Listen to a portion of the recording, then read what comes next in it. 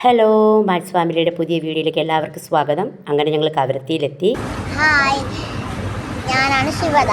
ഇതാണ് നമ്മൾ വന്ന ഷിപ്പ്. നമ്മളിപ്പോൾ കവരത്തിയിൽ എത്തിയിട്ടുണ്ട്. അതൊക്കെ പോട്ടെ.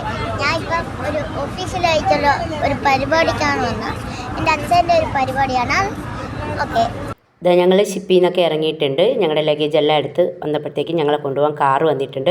അങ്ങനെ ഞങ്ങൾ നേരെ കാറിൽ കയറിയിട്ട് ഞങ്ങളുടെ റൂമിലേക്ക് പോവുകയാണ്. 2024 ലക്ഷദ്വീപിലെ കൊക്കോ ഫെസ്റ്റിവലിൽ പങ്കെടുക്കാൻ വേണ്ടിയിട്ടാണ് നമ്മൾ എത്തിയത്.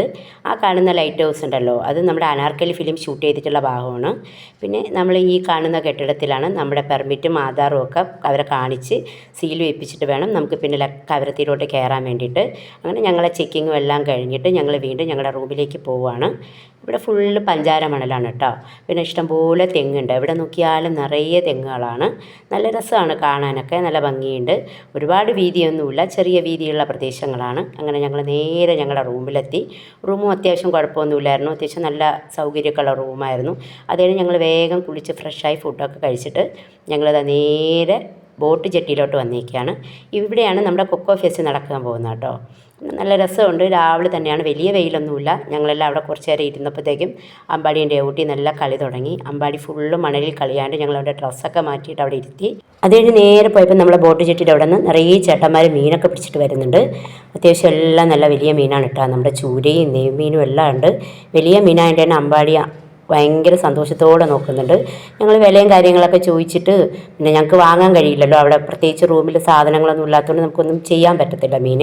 അതുകൊണ്ട് ഞങ്ങൾ അതൊക്കെ നോക്കിയിട്ട് കുറച്ച് അപ്പുറത്തോട്ട് പോയപ്പോൾ ദാ ഇവിടെ കണ്ടോ, ഇത് നമ്മുടെ ഈ ചൂര മീൻ ഉണക്കുന്ന രീതിയാണ് ഇവരതിനെ പുഴുങ്ങിയിട്ട് നേരെ ചൂട് കയറ്റിയിട്ട് വെയിലത്തിട്ട് ഉണക്കും. അത് 1 കിലോ ഞങ്ങൾ വാങ്ങിയായിരുന്നു. 300 രൂപയാണ് കേട്ടോ വില. പിന്നെ ഇത് കാണുന്ന ഈ ചെടികളെന്ന് പറയുന്നത് ആണി രോഗത്തിന് ബെസ്റ്റ് എന്നാണ് അവർ പറയുന്നത്. അങ്ങനെ അത് കുറച്ച് നേരം ചേച്ചിമാർക്കൊക്കെ സംസാരിച്ചിട്ട് ഞങ്ങൾ ഈ കാണുന്ന നമ്മുടെ ഈ ബോട്ട് ജെട്ടിയുടെ അടുത്തുള്ള ബീച്ചിൽ തന്നെ വന്നു. അത്യാവശ്യം വെയിൽ കുറവായിരുന്നു. പിന്നെ രേവുട്ടി കളിക്കുന്ന ഈ ബീച്ചിൽ ഇത് ഊഞ്ഞാൽ ഇപ്പം നോക്കിക്കോ, ഇത് വെള്ളത്തിലല്ലേ ഊഞ്ഞാൽ, നല്ലോണം കടൽ വെള്ളത്തിലാണ്. അതേസമയം രാത്രിയാകുമ്പോൾ ഈ വെള്ളം എല്ലാം വേലിയിറക്കത്തിൽ പോകുമെന്നാണ് പറയുന്നത്.